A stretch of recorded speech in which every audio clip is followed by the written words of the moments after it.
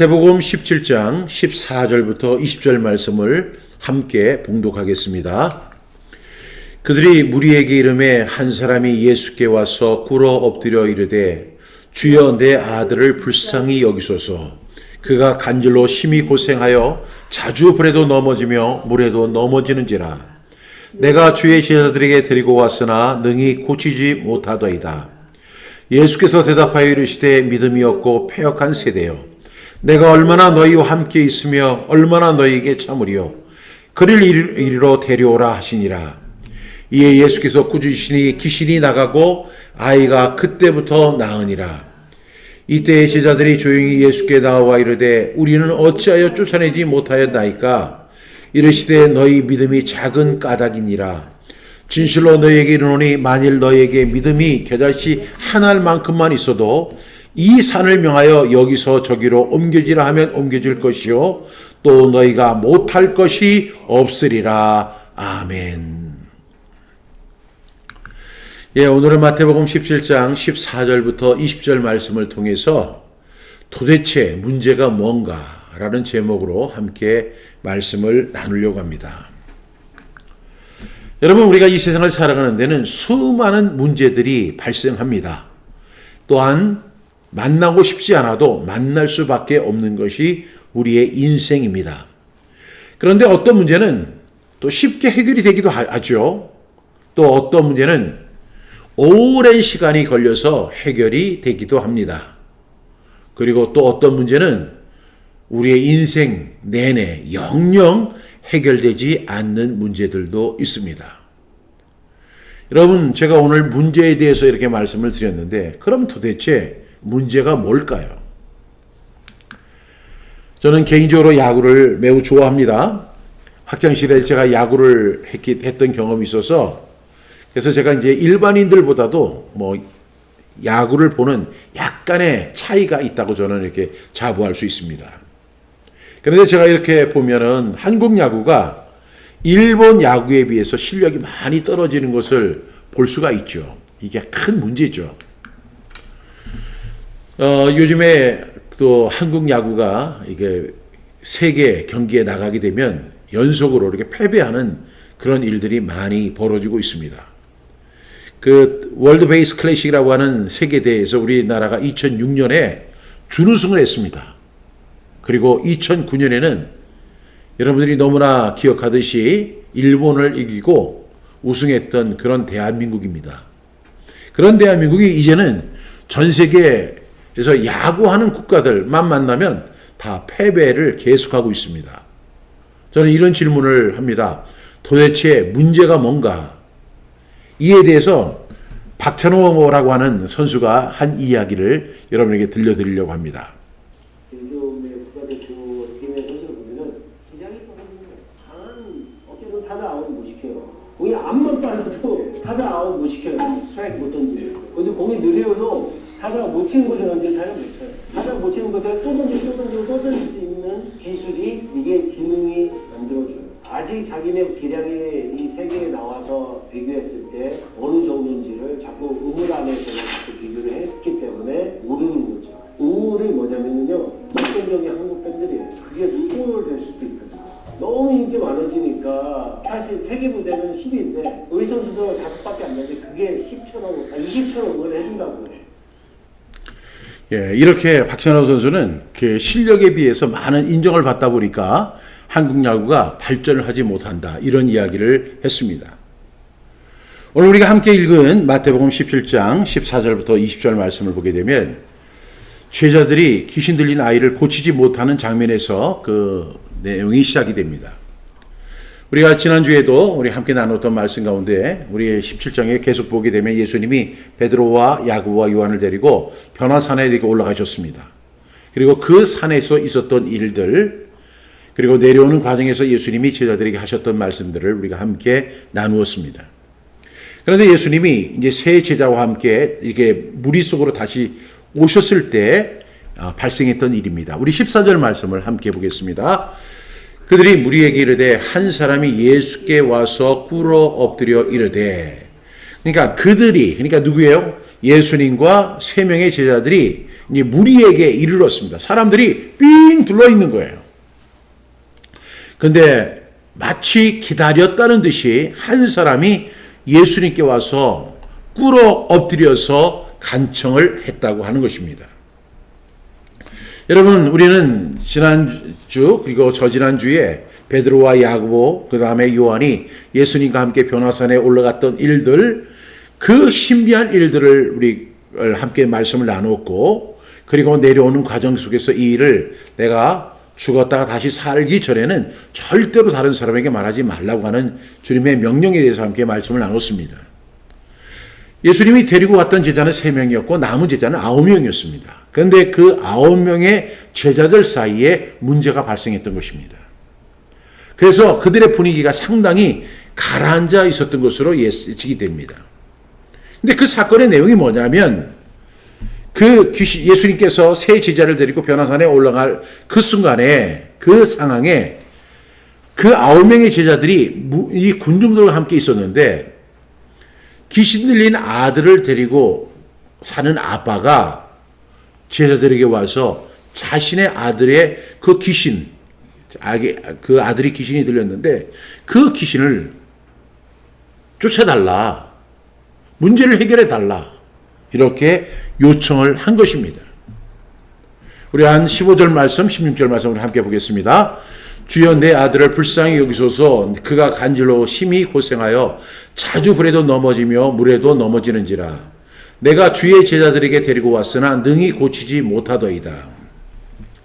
이 아버지는 이미 9명의 제자들 앞에 와서 자기 아들에게 들린 귀신을 내쫓아 주기를 간절히 요청을 했습니다. 그래서 아마 9명이 굉장히 노력을 했던 것 같아요. 그 귀신을 쫓아내기 위해서. 근데 16절 말씀을 보니까 내가 주의 제자들에게 데리고 왔으나 능히 고치지 못하더이다. 그 제자들이 그 일을 못했던 것입니다. 여러분, 여기서 아주 심각한 문제, 그 아버지의 입장에서 보면 자식이 죽고 사는 문제예요. 왜? 지금 이 귀신이 이 아이를 죽이려고 발버둥을 칩니다. 물에도 던지고 불에도 던지고 간질을 하게 되고 숨이 넘어가게 하고. 다른 사람, 우리가 흔히 이런 이야기를 하잖아요. 자기 걸린 감기가 다른 사람의 암보다 더 아프다는 거예요. 제자들 입장에서는 그냥 심각한 문제 정도였지만 그 아버지의 입장에서는 이 아들이 죽고 사는 문제예요. 생존의 문제예요. 간질을 하고 불에도 넘어지고 물에도 빠지고 이렇게 하니까 언제 이 아들이 나가서 물에 빠져 죽을지, 불에 타서 죽을지, 간질을 하다 숨에 막혀 죽을지 모르는 상황이죠. 그러니까 그 아버지는 간절한 마음을 가지고 생존의 문제를 가지고 그 9명의 제자들에게 우리 아들에게 들린 그 귀신을 쫓아내달라고 간절히 요청을 했습니다. 귀신은 이 아이를 죽이기 위해서 온갖 구체적인 행동을 시행하고 있었던 것입니다. 그러나 그 9명의 제자들은 이 아이를 위해서 노력은 했겠지만 그 문제를 해결하지 못했습니다. 그동안 수없이 예수님이 귀신을 쫓아낸 것을 봤던 제자들입니다. 예수님께서 그동안에 얼마나 많은 귀신들을 쫓아내셨습니까? 그런데 그 귀신 들린 아이, 불에도 넘어지고 물에도 자꾸만 빠지고 간질이 걸려서 막 이렇게 고통받는 그 아이의 문제를 가지고 온 아버지의 요청을 들어줄 수 없었던 거예요. 아마 그들은 그 시간에 기도만 하고 있었을 것입니다. 여러분, 이것은 예수님이 우리에게 바라는 모습이 절대로 아닙니다. 예수님은 제자들에게 그 귀신 쫓아내는 것을 보여주시고 그가 했던 것은 제자들도 그와 같은 사역을 능히 감당하게 하시기 위한 훈련이었던 것입니다. 그러나 제자들은 실패했고 그들의 표정은 어두웠고 자신감은 사라졌고 무기력하게 서 있는 9명의 제자들이었습니다. 분위기가 굉장히 침통할 수밖에 없는 거예요. 여러분, 우리의 인생 속에서도 그런 때가 너무나 많습니다. 이 문제는 너무 커서, 이 문제는 너무 심각해서, 이 문제는 내가 도저히 해결할 수 없을 것 같아서 이런 문제들이 우리 앞에 놓여 있는 거예요. 이처럼 우리의 믿음이 부족할 때 우리는 무력감을 느낄 수밖에 없는 것이 우리의 현 주소라고 할 수 있습니다. 그런데 여러분, 우리가 예수님을 정말 잘못 이해하는 것 같습니다. 여러분들은 예수님 하면은 뭐가 생각나세요? 많은 사람들이 친구 같은 예수님, 사랑이 많으신 예수님, 선한 목자 같은 예수님, 항상 웃으시는 예수님, 그렇게 생각되시죠? 또 화를 전혀 내지 않는 예수님. 여러분, 이 모습은요, 여러분들이 상상하는 이미지지 결코 예수님의 모습은 아닙니다. 우리는 오히려 하나님에 대해서는 하나님은 무서운 하나님, 진노하시는 하나님, 공의의 하나님, 그래서 하나님에 대해서는 좀 무서운 감을 갖고 있는데 예수님에 대해서는 한없이 부드러운 이해하는 경향이 많은 사람들에게 있습니다. 그런데 우리가 지금 마태복음 15장, 16장, 17장을 이렇게 오면서 느끼는 게 뭐예요? 예수님은 굉장히 심각하신 분이에요. 예수님은 매우 엄격하신 분이에요. 신약 성경 어디를 읽어봐도 예수님이 웃으셨다고 하는 이야기가 없어요. 예수님은 굉장히 스트릭하시고 책망하시는 분이었고 엄격하게 말씀하시는 분이에요. 예수님이 지난주에 뭐라고 말씀하셨어요? 아무든지 나를 따라오려거든 자기를 부인하고 자기 십자가를 지고 나를 쫓을 것이니라.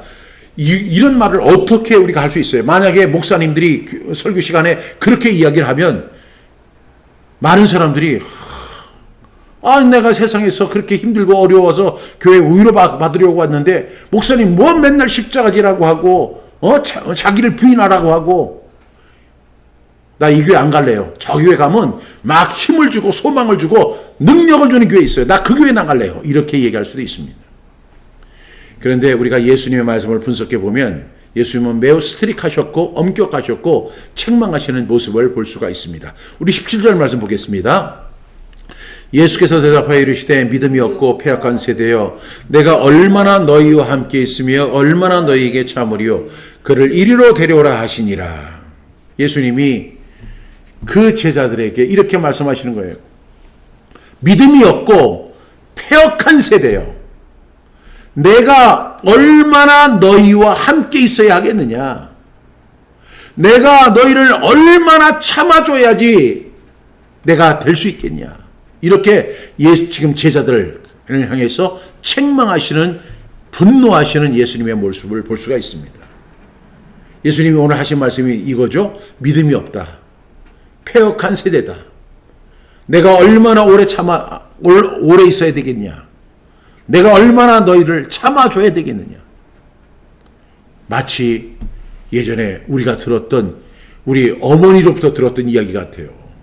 우리 어머니가 매우 화가 났을 때 야 이놈아 내가 언제까지 가르쳐줘야 되겠냐. 얼마나 참아줘야 되겠느냐.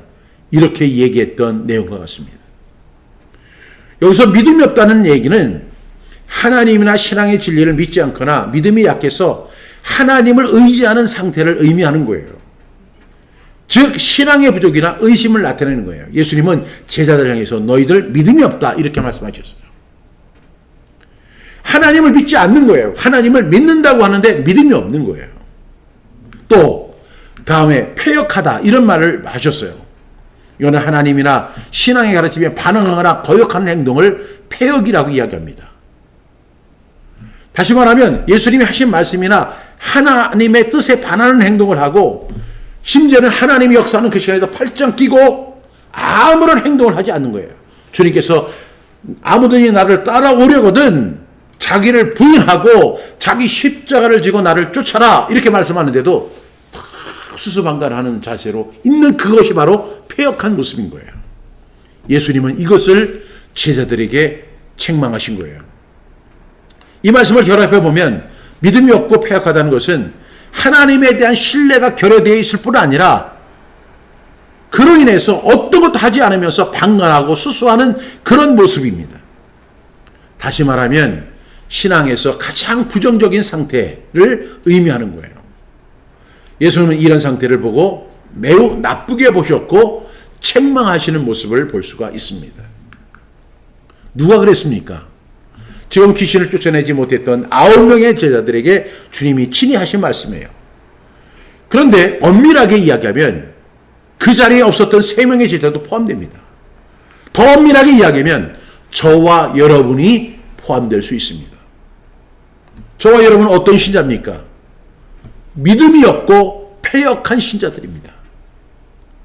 우리가 하나님을 믿고 예수님을 믿는다고 하는데 믿음이란 믿음은 하나도 찾아볼 수 없고 적반하장으로 패역하기까지 한 그 모습이 바로 저와 여러분의 모습일 수 있다는 사실을 인정해야 하는 거예요. 예수님을 계속 따라다니던 그 제자들에게 예수님이 뭐라고 말씀하시냐면 믿음이 없고 패역한 세대라고 말씀하고 있습니다. 이것은 저와 여러분에게도 동일하게 해당될 수 있다는 사실입니다.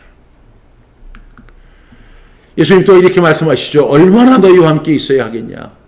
얼마나 너희를 참아줘야 하겠느냐? 이것을 우리 한국말로 얘기하면 이 구제불능아, 도대체 문제가 뭐냐?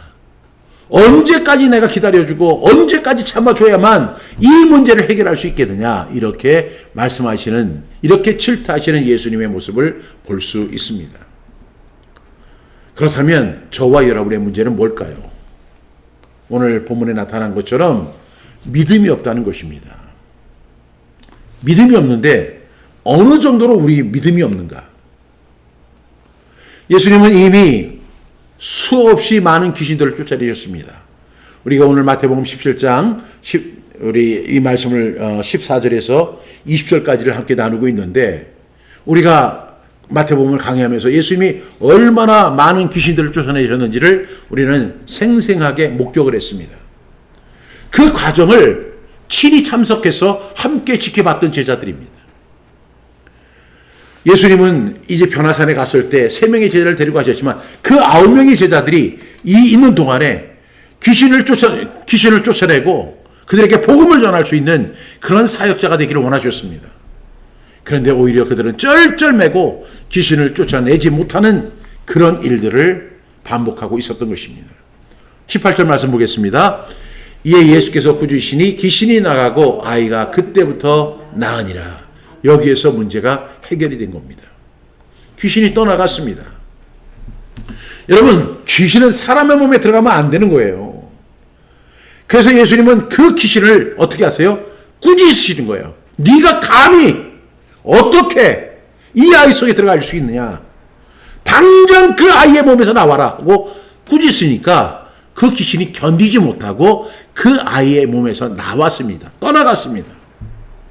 예수님이 이렇게 친히 사역을 보여주시는 것은 또한 우리가 그 말씀을 읽고 함께 말씀을 나눈 저와 여러분들이 그 예수님이 하셨던 그 능력을 배워서 그대로 활용하기를 예수님은 원하셨던 것입니다. 우리는 귀신 들린 사람들의 귀신을 향해서 꾸짖어야 합니다. 들어가지 말아야 할 아이의 몸에 들어간 그 귀신을 책망하고 그 귀신이 더 이상 그 아이의 몸에 머무르지 않도록 어떻게 해야 돼요? 꾸짖고 내쫓아야 합니다. 그것이 바로 예수님이 우리에게 기대하시는 믿음인 것입니다. 이 사건은 종료됐죠. 이제 아이들 속에 들어간 귀신은 나갔고 주위를 둘러쌌던 군중들이 다 떠나갔습니다. 그 9명의 제자들은 얼마나 창피했을까요? 얼마나 무서웠을까요? 얼마나 자존감이 무너졌을까요?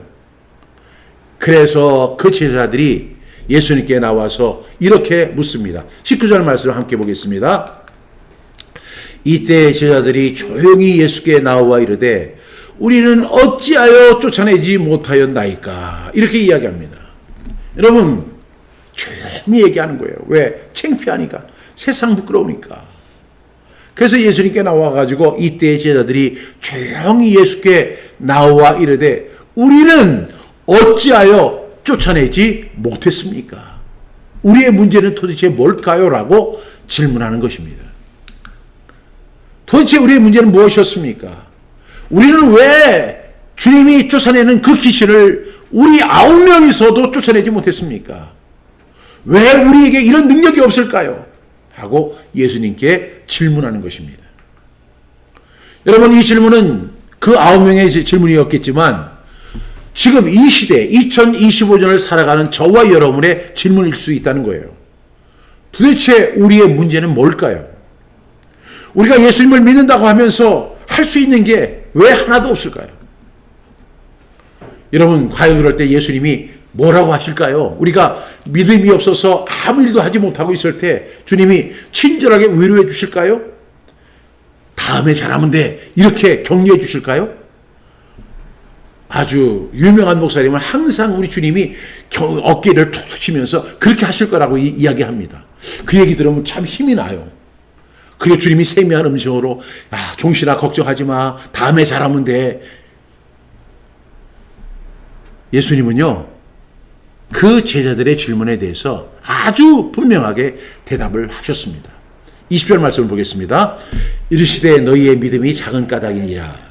진실로 너희에게 이르노니 만일 너희에게 믿음이 겨자씨 하나만큼만 있어도 이 산을 명하여 여기서 저기로 옮겨지라 하면 옮겨질 것이요 또 너희가 못할 것이 없으리라.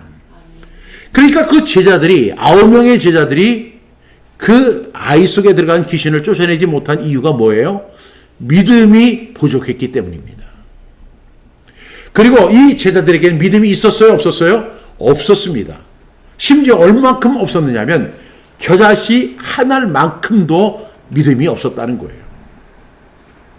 우리는 종종 믿음을 오해합니다. 믿음이 너무나 없는데 우리는 믿음이 없기 때문에 좌절하고 낙심하고 실패하는 거예요. 우리의 문제는 무엇일까요? 믿음의 문제예요. 여러분, 세상에는 수많은 문제들이 있습니다. 그런데 문제의 핵심은 언제나 믿음이라는 거예요.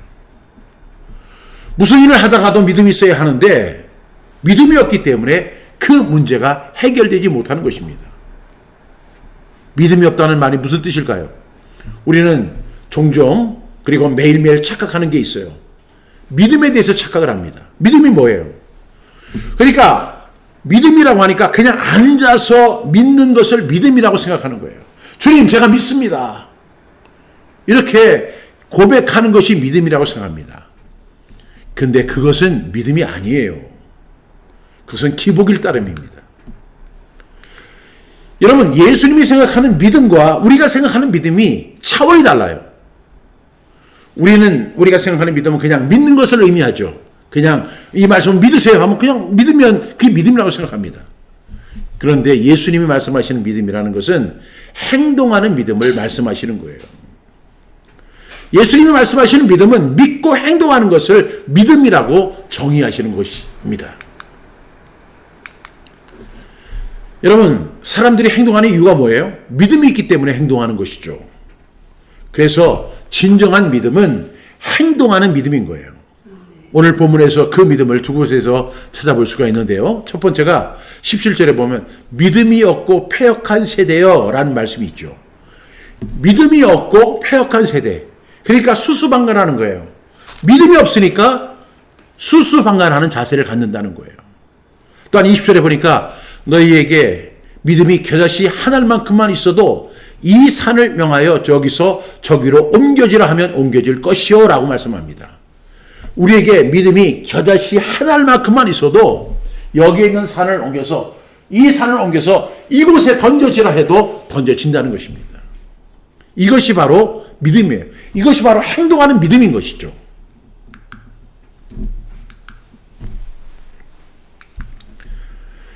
여기서 패역하다는 것은 아무런 행동을 하지 않는 것을 의미합니다. 산을 명하여, 이 산을 명하여 저곳에 던져지라 해도 하는 그것이 바로 행동하는 믿음인 것입니다. 사실 9명의 제자들은 귀신 들린 아버지가 와서 내 아들 속에 있는 귀신을 쫓아내 주소서 이렇게 부탁할 때 아마 서로 미루면서 네가 해 이러면서 책임을 회피했을 거예요. 나는 실력이 없어. 나는 잘 못해. 그러니까 네가 해. 그러다가 서로 9명이 서로 회피하면서 그 문제를 해결하지 못했을 때 그때 예수님이 오신 거예요. 그러면서 예수님 오실 때만 기다리고 있는 거죠. 적극적으로 아무런 행동을 하지 않았습니다. 예수님께서 수없이 많은 귀신들을 쫓아내신 그 사건을 목격했던 사람들입니다. 그렇다면 예수님처럼 이 더러운 귀신아 예수의 이름으로 명하노니 물러갈지어다 라고 선포하고 귀신을 쫓아내야 되는 거예요. 누구처럼? 예수님처럼. 그런데 제자들은요 그렇게 하지 못했습니다. 그리고 예수님은 이런 제자들에게 분노하신 것입니다. 그것이 바로 오늘을 사는 저와 여러분의 모습일 수 있습니다. 우리는 어쩌면 앉아서 삼천리를 하는 사람들입니다. 인터넷을 보면서 세상을 다 아는 것처럼 이해하고 세상이 마치 내 손 안에 있는 것처럼 착각할 수도 있습니다. 또한 어떤 문제가 있으면 기도만 합니다. 그런데 아무런 결과가 일어나지 않습니다. 왜? 우리가 그 산을 명해서 이 바다에 던져지라 하려면 이 산에 가고 저 바다에 가야 됩니다. 그런데 그냥 앉아서 그냥 기도만 하고 있는 거예요. 이것이 우리들이 착각하는 믿음인 것입니다. 전도를 하나도 안 하는 어떤 목사님이 있어요. 1년 365일이 되는 동안에 한 사람도 전도하지 않으면서 맨날 이렇게 기도하는 거예요. 주여 우리 교회를 부흥시켜 주시옵소서. 부흥 될까요? 지금 이제 농사철이 시작됐는데 이 앞에 그 밭이 있는데 어떤 할아버지가 농사를 예술적으로 잘 짓습니다. 그런데 그 옆에 있는 밭은 하나도 농사도 하나도 안 지면서 주여 풍년이 들게 해 주시옵소서. 이런 태도를 불신자들이 그렇게 싫어하는 거예요. 그 사람들도 볼 때 그래요. 저 사람들은 좀 농사나 지으면서 풍년 들게 해달라고 그렇게 해야 되지 않느냐. 공부를 하나도 하지 않으면서 주여 우리 아들 서울대에 입학시켜 주시옵소서. 합격되게 해 주시옵소서. 이렇게 기도하는 부모들이 얼마나 많아요. 심지어는 하도 안 되니까 그냥 엿을 갖다가 그냥 정문에다 붙여가면서 우리 아들 서울대에 합격시켜달라고. 아니 그 아들이 공부도 안 했는데 어떻게 서울대를 합격할 수 있어요. 사업을 하는 사람들이 홍보나 간판도 걸지 않으면서 주여 사람이 수많은 사람들에게 알려지게 하옵소서. 안 되는 거예요. 일도 하나도 하지 않으면서 아버지 부자가 되게 해 주시옵소서. 복권도 안 사면서 주여 복권에 당첨되게 하옵소서. 똑같은 얘기예요. 야구장에 가기를 원하면 티켓을 먼저 사야 됩니다. 요즘에 야구가 너무 인기가 좋다 보니까 티켓 예약 40초 만에 전자석이 다 팔린다는 거예요. 그러면 그 야구장에 가려면 그 40초 안에 들어서 반드시 티켓을 구입할 수 있어야 돼요. 그래야만 야구장에 갈 수 있는 거예요. 앉아서 아버지 야구장 갈 수 있도록 티켓을 허락하여 주시옵소서. 기도만 하면 안 되는 겁니다. 여러분 해외여행을 가시는 분들도 마찬가지예요. 비행기표를 구입하지 않는 것과 같은 거예요. 해외여행을 그렇게 소망하면서도 비행기 티켓 구입 안 하면 못 가는 거예요. 여러분 제가 이렇게 이야기하니까 너무 우리를 폄훼하는 것 같다 이렇게 생각할지 모르지만 절대 그런 게 아니에요. 세상의 모든 원인은 달라도 핵심은 하나예요. 문제가 뭐죠? 행동하지 않는 믿음을 갖고 있기 때문에 그런 거예요. 믿음이라는 것은 앉아서 그냥 믿고만 있는 게 아니라 행동하는 거예요. 믿으니까 행동하는 것입니다. 제가 앞서 말씀드린 것처럼 믿음이란 누가 대신해 줄 것이라는 생각하는 것이 아니라 내가 일어나서 구체적으로 행동하는 거예요.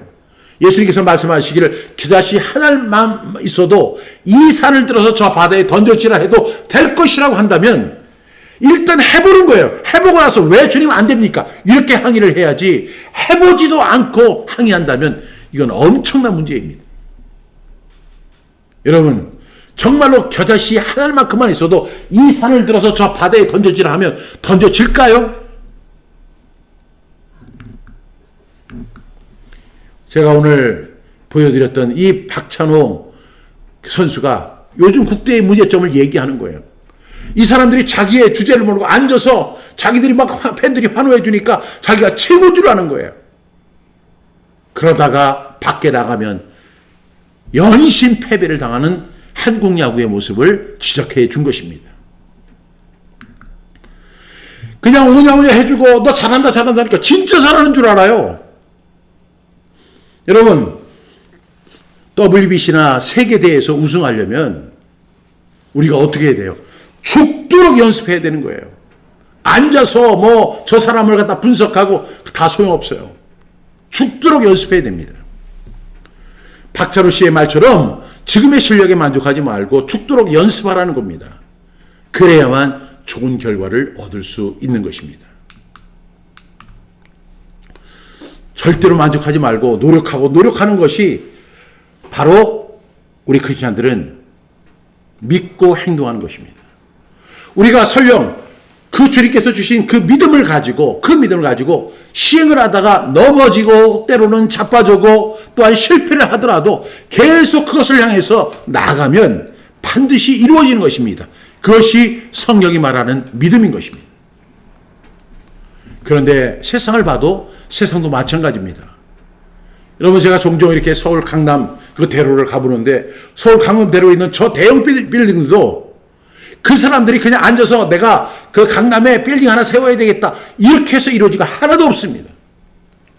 그 과정을 살펴보면 그곳에 땅을 사야 되고 땅을 사기 위해서 수없이 찾아가고 그 땅에 땅값을 지불하고 또한 설계를 하고 그 설계를 위해서 돈을 지불하고 그리고 돈을 투자해서 그 건물을 오늘에 만들어 놓을 수 있었던 것입니다. 여러분, 허벌판이던 곳에 신도시가 들어가는 것도 보면 저는 이 생각이 나는 거예요. 겨자씨만한 믿음만 있으면 이 산을 들어서 저 바다에 던져지라 해도 될 것이라고 하는 그것이 세상 속에서 이루어지고 있다는 사실을 우리가 볼 수 있는 것입니다. 믿음이란 뭘까요? 행동하는 것입니다. 믿고 행동하는 것이죠. 도대체 문제가 뭘까요? 우리 크리스찬들의 문제는 뭘까요? 믿지도 않고 행동도 하지 않는다는 것입니다. 우리는 내가 마음으로 믿었어요. 믿고 있어요. 그렇지만 주님께서 말씀하시기를 너는 믿지도 않고 믿음도 없고 패역하다. 행동도 하지 않았다라고 말씀하시는 겁니다. 예수님은 이런 사람에게 분노하셨어요. 이제 우리는 잘못된 믿음이라고 하는 생각을 버리고 어떤 믿음을 가져야 돼요? 행동하는 믿음을 가져야 돼요. 그걸 하다가 실패를 하고 또 넘어지고 자빠지고 쓰러져도 계속 일어나서 하면 반드시 이루어집니다. 여러분 다 경험해 보셨잖아요. 그런데 마치 앉아서 기획만 하고 있어요. 공부도 하지 않고 서울대에 들어가려는 것과 똑같은 것입니다. 주님은 우리에게 원하시는 것이 예수님이 그렇게 제자들에게 가르치시고 또한 본을 보여주시고 그렇게 했음에도 불구하고 제자들이 너무나 무기력했던 모습에 분노하셨던 거예요. 지금 주님이 저와 여러분에게 실망하시고 분노하시는 모습과 같은 것입니다. 나는 나름대로 열심히 신앙생활하고 있어요. 교회도 열심히 다닌다고요. 기도도 열심히 한다고요. 그리고 교회에서 온갖 직분을 맡아 수고하고 있다고요. 그 자체가 문제가 아니라 그것으로 만족하지 말라는 거예요. 주님은 예수님처럼 행동하기를 바라시는 거예요. 귀신이 있다면 그 귀신을 내어 쫓고 그 아이에게 평안을 줄 수 있는 그런 믿음의 사람이 되어야 되는 거예요. 그냥 믿음, 가만히 앉아서 믿는 믿음이 아니라 무슨 믿음? 행동하는 믿음이에요. 그 행동하는 과정 속에는 실패가 있을 수 있고 넘어짐이 있을 수 있고 자빠지는 경우도 있지만 주님께서 반드시 이 일을 이루어 주실 것이라고 하는 그 믿음을 가지고 담대하게 나가고 또 나가면 안 될 일이 없는 거예요. 오늘 제자들은 그렇게 살지 못했습니다. 이제 믿음에 대한 잘못된 생각 버리고 행동하는 믿음을 갖는 저와 여러분 되기를 주님의 이름으로 축복합니다. 주여, 믿고 용기를 가지고 행동하는 우리 모두가 되게 해 주시옵소서. 믿기만 하고 믿는다고 하면서 아무것도 안 하는 그런 패역한 그리스도인 되지 않기를 주님의 이름으로 축복합니다. 기도하겠습니다. 하나님 아버지, 우리의 믿음을 점검하는 우리 모두가 되게 해 주시옵소서. 우리는 자칭 믿음이 있다고 합니다. 하나님의 말씀을 안다고 합니다. 그러나 듣고 이행하지 않습니다. 주님께서는 이러한 사람들을 책망하셨습니다.